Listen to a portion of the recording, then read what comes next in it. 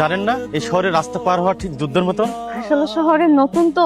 শহরে নতুন এসেছেন তো কি হয়েছে, নতুন শহরে এসে ভয় পেলে ভূতে আসর করে। কিরে বাবা, সবসময় অফিসের কাজ নিয়ে এত ব্যস্ত থাকিস না। জীবনে টাকা পয়সা সবকিছু নয়। তোর বসে ছেলেরা আজকাল বিয়ে করে 2 বাচ্চার বাপ, আর তুই শুধু অফিসের কাজ আর। মা সরাসরি বললেই তো পারো, তুমি বৌমার মুখটা দেখতে থাকছো।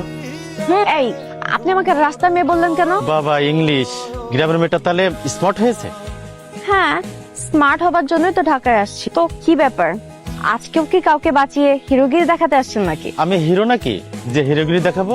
আমার কাছে আপনি হিরোই। হিরো হয়ে লাভটা কি যদি হিরোইনই না থাকে? জানেন, আমি না এর আগে এত সুন্দর জায়গায় ঘুরতে আসিনি। তাই বুঝি? হ্যাঁ, তাহলে এক কাজ করুন, আমার মতন শহরে কোন এক ছেলেকে পটিয়ে বিয়ে করে ফেলুন। আপনার মতো মানুষ কোথায় পাবো আমি? যাক, আমি আপনাকে কিছু বলতে চাই। কি বলেন? না থাক, বলতে পারবো। হ্যালো, আসসালামু আলাইকুম। কে মিস নীরা বলছেন? জি। দেখুন, আপনি যদি কালকের মধ্যে যদি ফিটা না দিতে পারেন তবে আপনাকে আমরা এক্সাম দেওয়াতে পারবো না। কলেজ থেকে ফোন দিছিল, বললো যে ফিসটা যদি না দিই কালকের মধ্যে তাহলে পরীক্ষা দিতে দিবে না।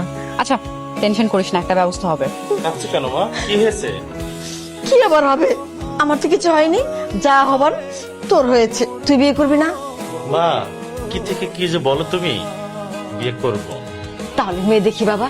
শোন না, আমাদের বাড়ির দোতলার একটা মেয়ে আছে, খুব সুন্দর। তুই মেয়েটাকে একটু দেখ না বাবা। না মা, আমারটা আমি দেখেছি। তুই দেখি একেবারে পরীর মতো। ও বাবা, তুই এই মেয়েটাকে তাড়াতাড়ি আমার ঘরে বউ করে নিয়ে আয় না। সরি, লেট হয়ে গেছে তাই না? না না না, ইটস ওকে। তো কি বলার জন্য ডেকেছেন বলেন?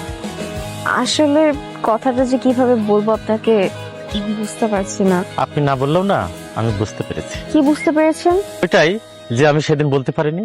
না না, তেমন কিছু না। তাহলে আসলে আমার ইমার্জেন্সি 50,000 টাকা লাগতো। আমার অসুখটা অনেক বেড়ে গেছে।